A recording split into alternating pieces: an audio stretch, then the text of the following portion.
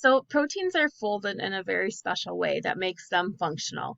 So talking about that, let's talk about the primary structure. Well, a peptide bond is an amine bond that forms when the carboxyl group of one amino acid interacts with the amino group of the next amino acid. The linking of two or more amino acids by peptide bonds forms a peptide. So we're going to learn how to draw the condensed structural formula for a peptide and, given its name, describe the primary structure of a protein. So it's kind of funny because, well, it's not funny, but when I teach this, I think of the primary structure, remember all of your P's. Your primary structure is kind of like a pearl necklace that has all the pearls in a row, and those are each called peptides. When we link them together, it makes a polypeptide chain, and those links are called peptide bonds. Okay, so just kind of remember your P's for your primary structure. So by linking two or more amino acids by peptide bonds, this is going to form a peptide. So peptides are formed from two amino acids, and this, again, look for your root words, are going to be dipeptides.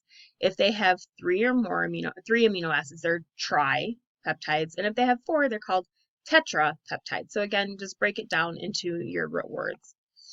So a peptide bond is an amide bond, and this forms between the carboxyl group of one amino acid and the amino group of the next. So if we have glycine here and then alanine, what's going to happen is we drop the hydrogen here or the oxygen and the hydrogen from these guys, and they're going to go together. And so then we would combine those two words. So we'd have glyce from that, and then alanine, okay, to make that as a dipeptide. So again, a peptide bond is going to form between glycine and alanine, and it's going to form this dipeptide. So let's draw the structure of the dipeptide. Okay, so pause me and come back. All right, so again, did you get this? Where we're going to drop the oxygen from here, hydrogen, combine it together with peptide bond, and that's going to be the serine threonine dipeptide. So what about naming peptides? With the exception of the C-terminal amino acid, the names of all of the other amino acids in a peptide are going to end with YL. Okay, and so this one you have alanine, glycine, serine, so that would be alanine, glycol, and again, serine with the exception. Okay, so and then you link all these dudes together and you get this very big mouthful. All right. So write the three-letter abbreviation and name for this tetrapeptide, tetra meaning four. So pause me and come back. All right, so it would be Met or Rumpelstiltskin. All right, so just break it down and, make it each of those different words. Okay. So the protein functional protein is a polypeptide of 50 or more amino acids that has biologic activity.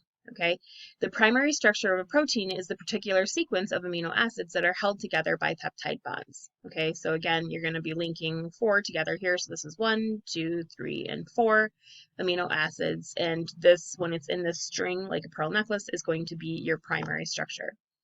So the thyroid hormone that stimulates the release of thyroxine is a tripeptide, tri meaning 3, with the amino acid sequence of glu, his, pro. Although other amino acid sequences of these 3 amino acids are possible, only the specific sequence or primary structure of glu, his, pro becomes that functional hormone or the active hormone. So you have the glu, your his, your pro linked together here by your polypeptides or your peptide bonds, okay, to make your 3 tripeptide thing.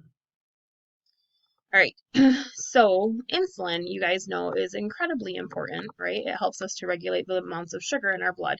So insulin was the first protein to have its primary structure determined. It has a primary structure of 2 polypeptide chains that are linked together by disulfide bonds. And it has a chain A with 21 amino acids and chain B with 30 amino acids. So you can see chain A is a shorter one with 21 amino acids. Chain B is the longer guy with 30 amino acids. They're linked together with these disulfide bonds, which again only occur between those 2 cysteines. So let's look at this. So answer the question for the tripeptide that's shown below. So what is the N-terminal amino acid? What's the C-terminal amino acid? And what is the name? So pause me and come back.